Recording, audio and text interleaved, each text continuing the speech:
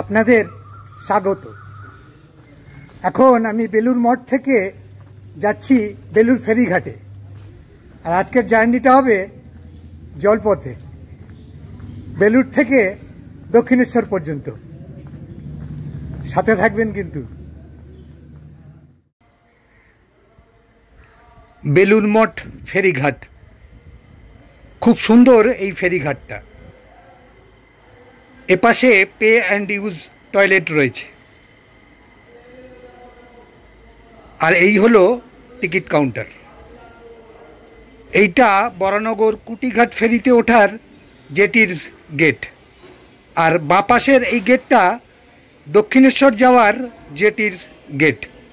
Launch ঢুকলে তারপর খুলবে। লঞ্চ ছাড়লো বেলুর মঠ ফেরিঘাট থেকে। লঞ্চে টিকিট লাগলো 11 টাকা। সময় লাগবে মোটামুটি 15 মিনিটের মতো।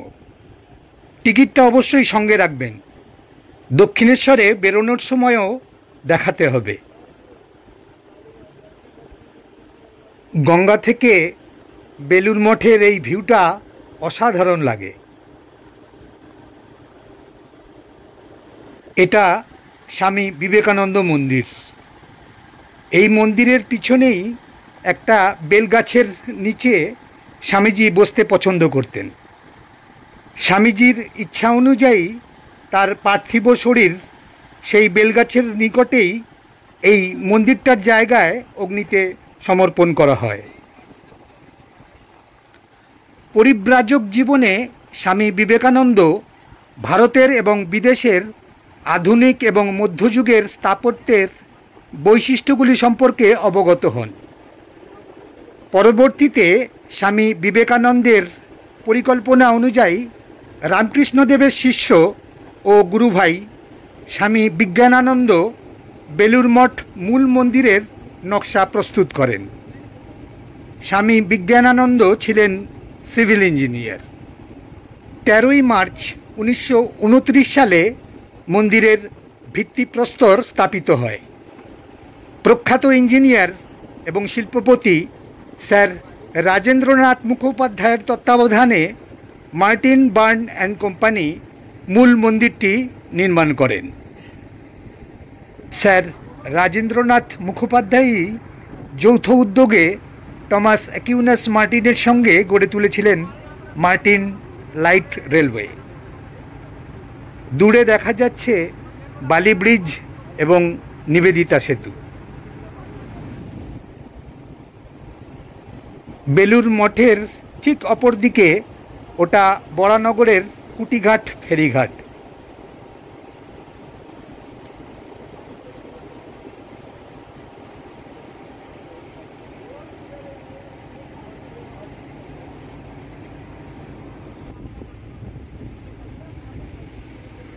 পাম্প হাউসের সাইনবোর্ডটা পড়ে যেটা বুঝলাম, এখান থেকে পাম্পের সাহায্যে জল তুলে ফিল্টার করে বেলুর মঠ এবং আশেপাশের অঞ্চলে সরবরাহ করা হয়। এটা উদাসীন দিন দুঃখী লাল বাবা আশ্রম। 1917 সালে এই আশ্রম প্রতিষ্ঠিত হয়। দশহরার দিন এখানে গঙ্গা পুজো করা হয়। গঙ্গার পাড়ে খুব সুন্দর পরিবেশে এই আশ্রমটা। লালবাবা আশ্রমের পাশেই এটা রাজবাড়ি। 1889 সালে জোড়াসাঁকোর দাঁ পরিবারের পূর্ণচন্দ্র দাঁ শ্রী রাধারমণজিউর এই সুন্দর মন্দিরটি নির্মাণ করিয়েছিলেন। মন্দিরের দুপাশে 3টি করে 6টি আটচালা শিব মন্দির এবং তার মাঝে রয়েছে একটা ঘড়ি টাওয়ার। প্রতি বছর নভেম্বর মাসে রাস পূর্ণিমাতে এখানে রাসমেলা বসে।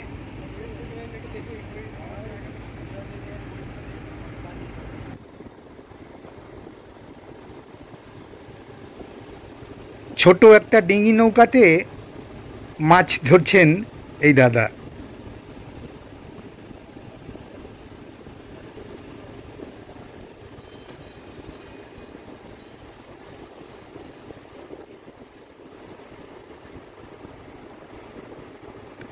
দেখতে দেখতে বালি ব্রিজের কাছাকাছি চলে এসেছি আমরা।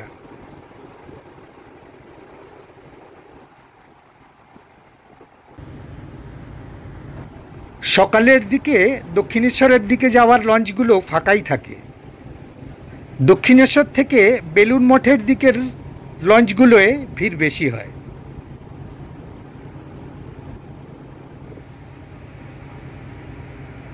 এই দাদাও মাছ ধরছেন। এখন ভাটা চলছে।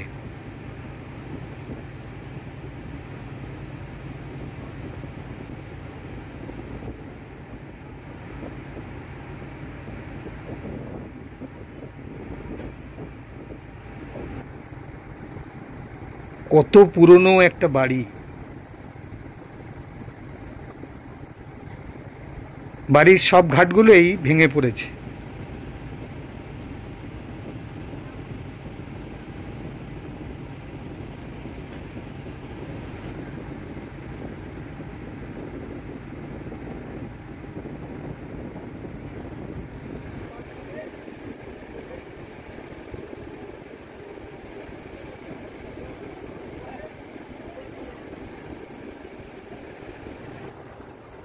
এইখান থেকে আমাদের লঞ্চটা নদীর অপর পারে যাওয়া শুরু করলো।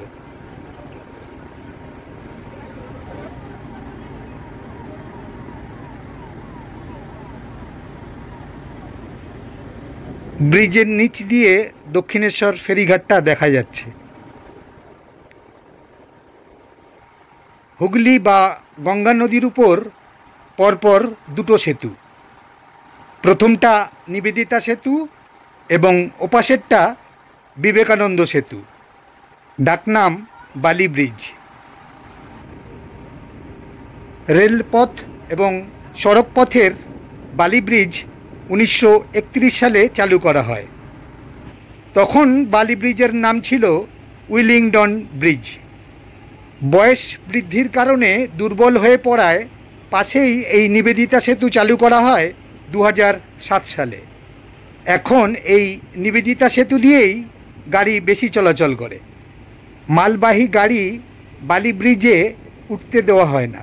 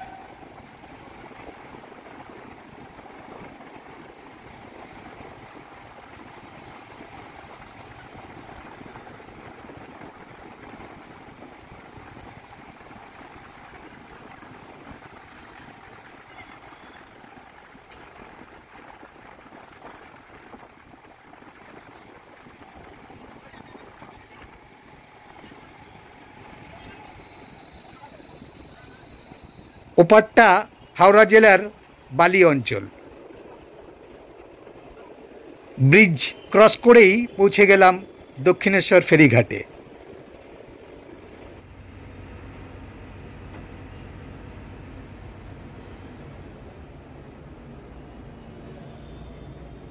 সামান্য দূরেই দেখা যাচ্ছে মা ভবতারিণীর মন্দির।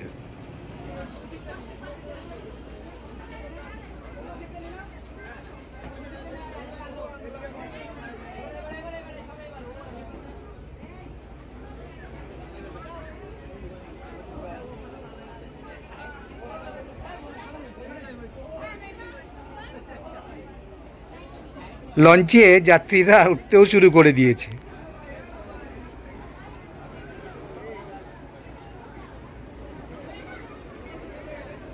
দক্ষিণেশ্বর মন্দিরে সকাল সকাল পুজো দিয়েই সকলে যাচ্ছেন বেলুড় মঠে।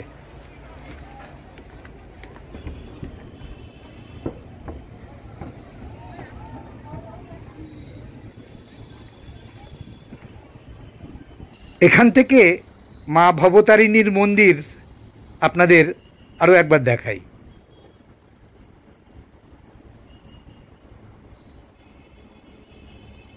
আমাদের লঞ্চে যারা এসেছে তারা সব বেরিয়েও গেছে, আমি শেষে বেরোচ্ছি। এই হলো দক্ষিণেশ্বর মা ভবতারিণী ফেরিঘাট, আর এইটা টিকিট কাউন্টার। সোজা গেলেই মেন রোড। স্কাইওয়াক থেকে নেমে এইটা হলো দক্ষিণেশ্বর মন্দির করিডোরের প্রবেশের গেট।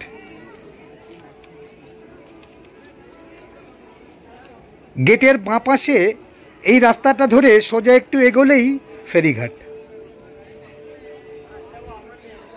স্কাইওয়াক আর গেটের পাশেই ফেরিঘাট যাওয়ার রাস্তাটা। মন্দিরের আশেপাশের পরিবেশটা আপনাদের একটু দেখাই।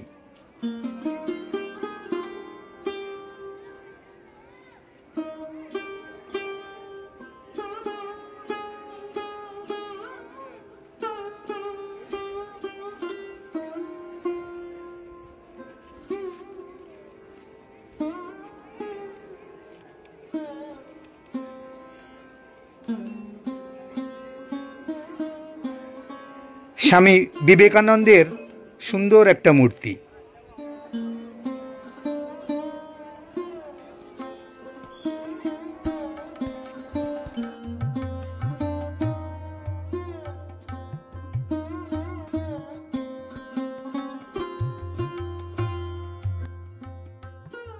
রানী রাসমণি দেবী 31শে মে 1855 সালে 169 বছর আগে মা ভবতারিণীর মন্দির প্রতিষ্ঠা করেন।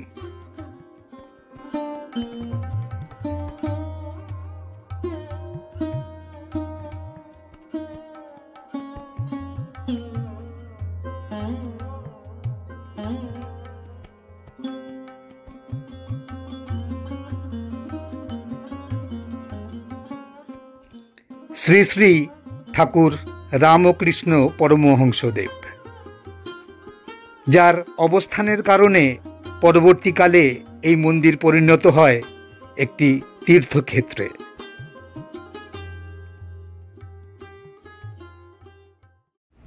এখন চলে এসেছি দক্ষিণেশ্বর স্টেশনে। এখান থেকেই বাড়ি ফিরে যাব। আজকের পর্বটা আপনাদের কেমন লাগলো একটা কমেন্ট করে কিন্তু জানাবেন, আমার ভালো লাগবে। ভালো থাকবেন।